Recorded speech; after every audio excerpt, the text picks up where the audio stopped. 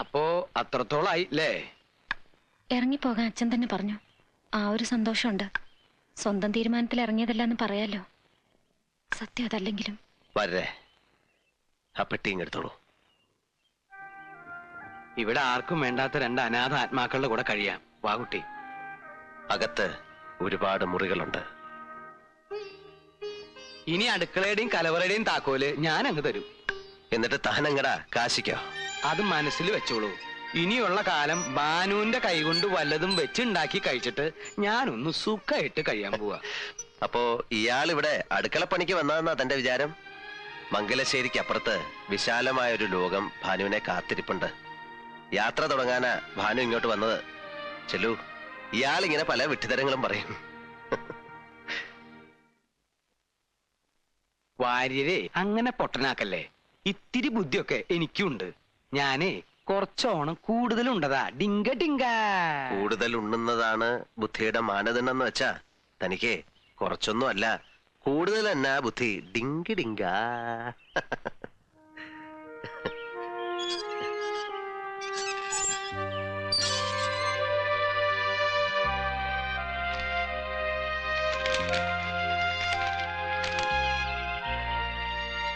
വരേ വരേ. എന്താ? ടെലിഗ്രാം ഡൽഹിന്ന് CS-ന്റെ ഉടനെ പുറപ്പെടണമെന്ന്. എന്താ? ആരുടെ കമ്പി? ഡൽഹിയിലെ ഭാനുവിന്റെ ഡാൻസ് പ്രോഗ്രാം 16-ാം തീയതി എന്ന് പറയുമ്പോ ഇങ്ങെത്തിയില്ലേ? ഇന്ന് 10 നാളെ തന്നെ പുറപ്പെടണ്ടേ? താനിപ്പോ തന്നെ വിട്ടോളൂ. തൃശ്ശൂരോ ഷൊർണൂരോ എവിടെ വേണേലും പോയി 2 ടിക്കറ്റ് ശരിയാക്ക. തന്റെ കൂടെ ഇവളെ വിട്ടാലത് ശരിയാവോടോ? വടക്കാഞ്ചേരിക്ക് അപ്പുറത്തെ ലോകം കണ്ടില്ലാത്ത കക്ഷിയാ. 2 ടിക്കറ്റോ? അപ്പോ നീലം വരുന്നില്ലെന്നോ? ഞാനോ? ഞാൻ എന്തിനാ ഈ വടിയൊക്കെ കുത്തിപ്പിടിച്ച്? അത് ബോറാ. എന്നാ പിന്നെ ആരും പോകുന്നു കരുതണ്ട. പിന്നല്ലാതെ. വാശി പിടിക്കല്ലേ, അതിന്റെ ആവശ്യമില്ല. അതാ ഞാൻ. ആവശ്യമുണ്ട്. എവിടെയാച്ചാലും മുൻനിരയിലിരിക്കണം. എങ്കിലും ഞാൻ ചിലങ്ക കിട്ടു. എന്നാ ശരി, ഇനി അതുകൊണ്ടൊരു കുറവ് വരണ്ട. താനും എളുപ്പം ഇറങ്ങി വരേ. ഞാൻ റെഡിയല്ലേ?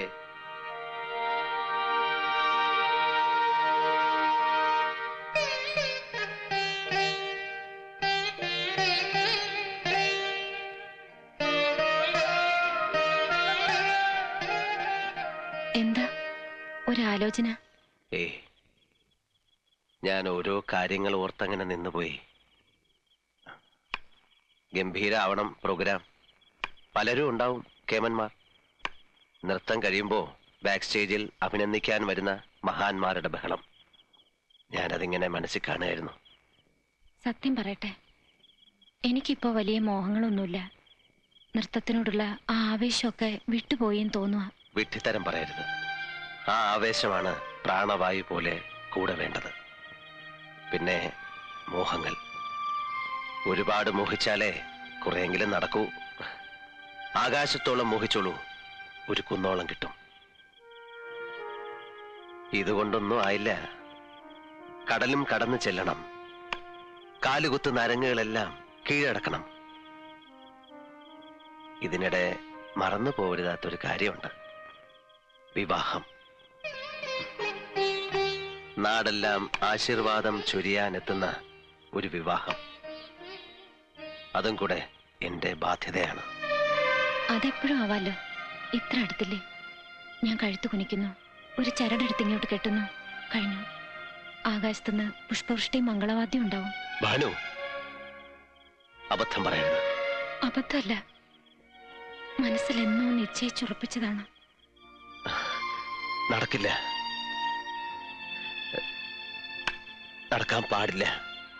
ഭാവിയുടെ വാതിലുകൾ മുമ്പിൽ തുറന്നു കിട്ടുമ്പോ വഴിമുടക്കുന്ന കാര്യമാണോ ചിന്തിക്കുന്നത്? വഴി തുറന്നു തരുന്ന ആളെങ്ങനെ വഴിമുടക്കിയാവും? എനിക്കതിനുള്ള അർഹതയില്ല കുട്ടി. എന്ന് ഞാനാ പറയേണ്ടത്. നിനക്കറിയില്ലേ, എന്റെ ഇഷ്ടത്തിന് വഴങ്ങുന്ന ശരീരം പോലും എനിക്കില്ല. പിന്നെ ഉണ്ട് ഒരുപാട് കാരണങ്ങൾ. എനിക്കതിനു മാത്രമുള്ള വിലയില്ല. അതാണോ കാരണം? ഒരുപാട് കൂടുതലാണ്. നിനക്കറിയാൻ പാടില്ലാത്ത സത്യങ്ങളുണ്ട്. എന്റെ ജന്മം തന്നെ. അരുത്, ഒന്നും പറയരുത്.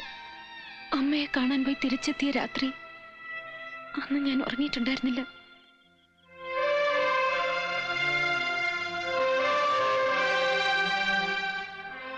വേണ്ട, ആ വിഷയം അവസാനിപ്പിക്കാം. എല്ലാം തന്റെ നന്മയ്ക്കായിരുന്നുവെന്ന് പിന്നീട് ബോധ്യമാവും.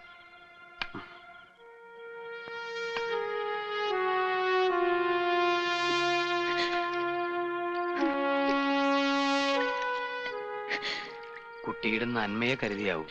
ആ നന്മ എനിക്ക് വേണ്ട. ഈ ജന്മം മുഴുവൻ അദ്ദേഹത്തെ ശുശ്രൂഷിക്കാനുള്ള ഒരു അവകാശം, അത്രേ ഞാൻ കൊതിക്കുന്നുള്ളൂ. മോളെ, നീ നാളെ ലോകം മുഴുവൻ അറിയപ്പെടേണ്ട കലാകാരിയാണ്. പക്ഷെ ഞാനൊരു പെണ്ണും കൂടിയാണ് വാര്യരമ്മാവ. ഇത്തിരി മോഹങ്ങൾ ഞാൻ കൂട്ടിവെച്ചിട്ടുണ്ട്. അതെല്ലാം മറക്കുന്നതിൽ എളുപ്പം മരിക്കുന്നത്.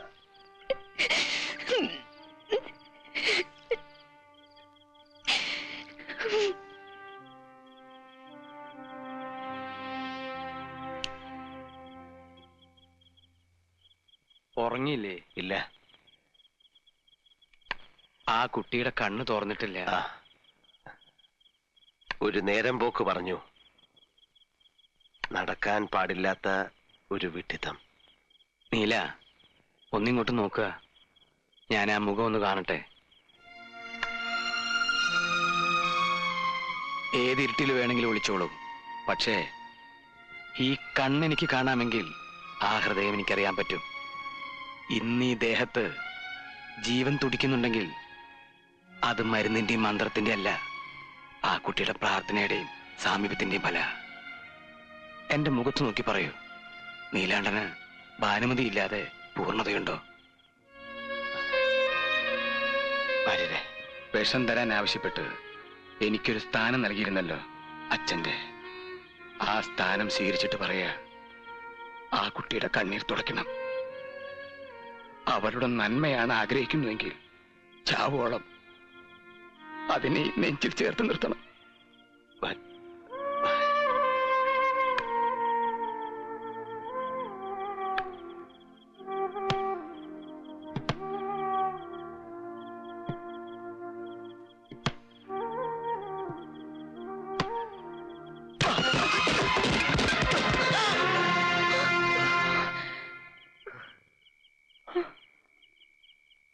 മനസ്സിടറി. അതാ കാല്.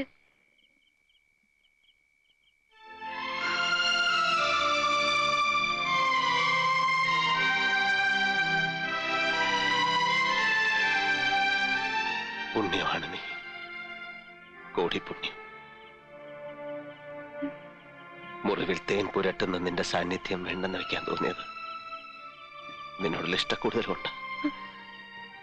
ഇനി ഒന്നിനും, മരണത്തിന് പോലും നിന്നെ വിട്ടുകൊടുക്കില്ല.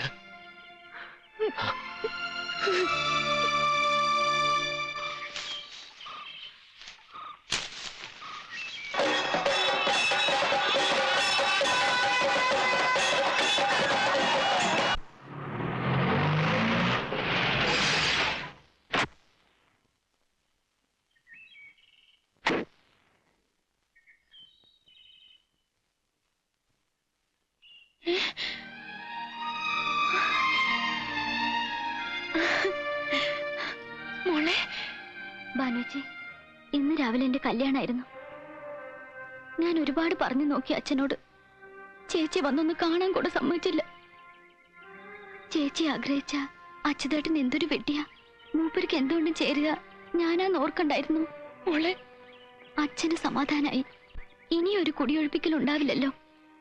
പോരെങ്കിൽ ഇപ്പോ മരുവിന്റെ വീടും സ്വത്തും നോക്കി നടത്തുന്ന എന്റെ അന്തസ്സും. നിനക്കിഷ്ടമില്ലാതെ ഇഷ്ടവും ഇഷ്ടക്കേടും എന്നെ പോലൊരു പെണ്ണിന് അങ്ങനെയൊക്കെ ഉണ്ടോ? കിട്ടിയത് മഹാഭാഗ്യം എന്ന് കരുതല്ലാണ്ട്. ഭാരതി ചേച്ചി വിളിക്കണം.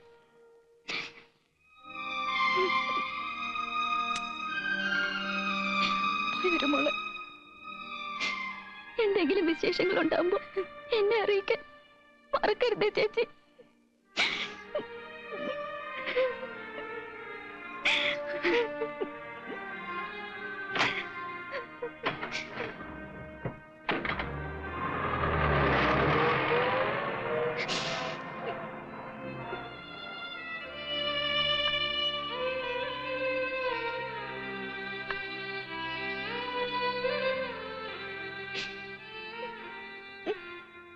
അവൾക്ക് നല്ലത് വരാൻ പ്രാർത്ഥിക്കൂ. എന്റെ അനിയത്തി. അരുത്, കരയരുത്.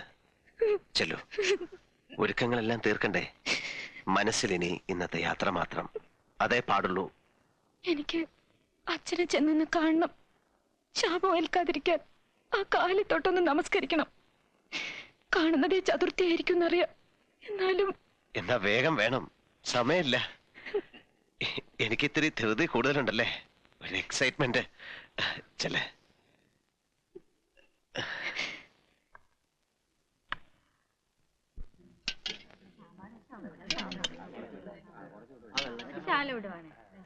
ഞാൻ പറയായിരുന്നേ, ഒരു കണക്കിന് ഈ അന്നദാനം നന്നായത്. ഒരു വിവാഹ സദ്യ എന്നൊക്കെ പറയുമ്പോ എന്താ ചെലവ്? പെട്ടെന്നെടുത്ത തീരുമാനമായിരുന്നല്ലോ. ആരെയും വിളിക്കാനും പറയാനും ഒന്നും പറ്റിയില്ല. പിന്നെ നോക്കിയപ്പോഴേ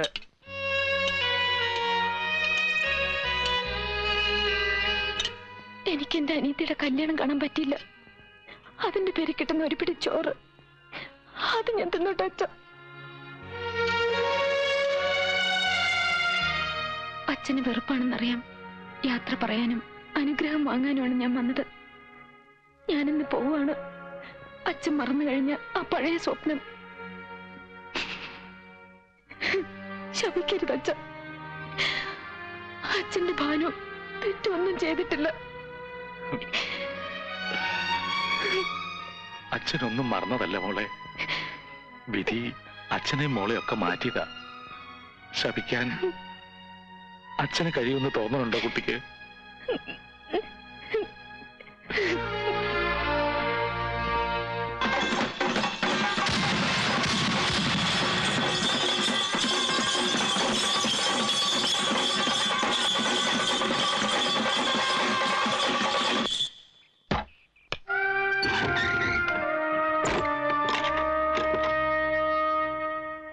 എന്തൊക്കെയോ മറന്ന പോലെയുണ്ട്.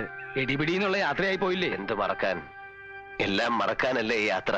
ഭാനുവിനെ കാണുന്നില്ലല്ലോ.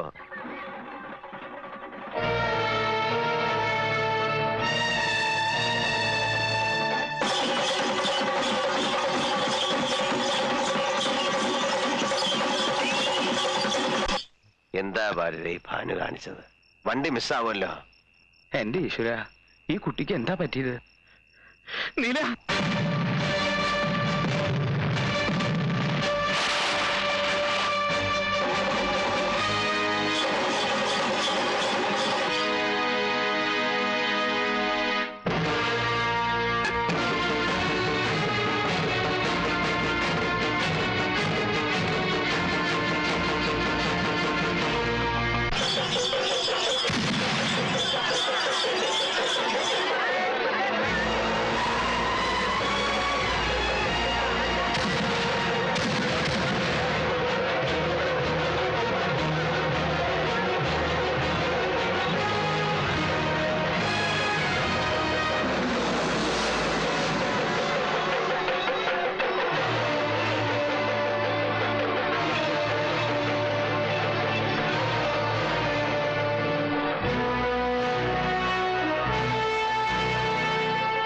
നീ വന്നു അല്ലേ? ശേഖര, ഭാനുമതി അവളെ ഒന്നും ചെയ്യരുത്. എന്ത് ചെയ്യാൻ? അത്തരത്തിലൊരു ഊച്ചാളി അല്ലടാ ശേഖരൻ. നിന്നെ ഇവിടെ കൊണ്ടുവരാൻ എനിക്ക് അങ്ങനെ ഒരു വഴി നോക്കേണ്ടി വന്നു, അത്രേ ഉള്ളൂ. അവളവിടെ ധൃതി വെക്കാതെ അവൾ ഇവിടെ തന്നെ ഉണ്ട്.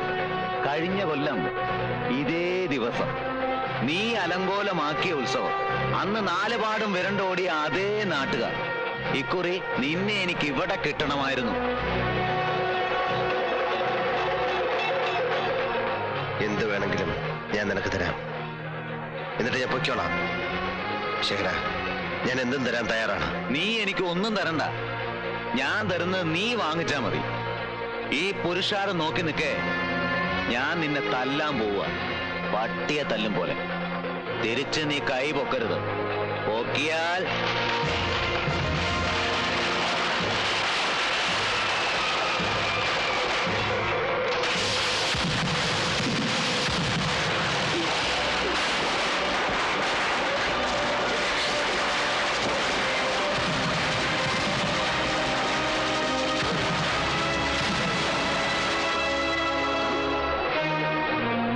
പൊക്കിയ വെടിമരുന്ന് പോലെ കത്തും. അവളുടെ കരച്ചില് പോലും പിന്നെ നീ കേൾക്കില്ല. നീലകണ്ഠനെ ശേഖരൻ ജയിക്കുന്നതിന് ഈ ആളുകൾ മുഴുവൻ സാക്ഷിയാവണം. എന്നാലേ എന്റെ കലി തീരൂ.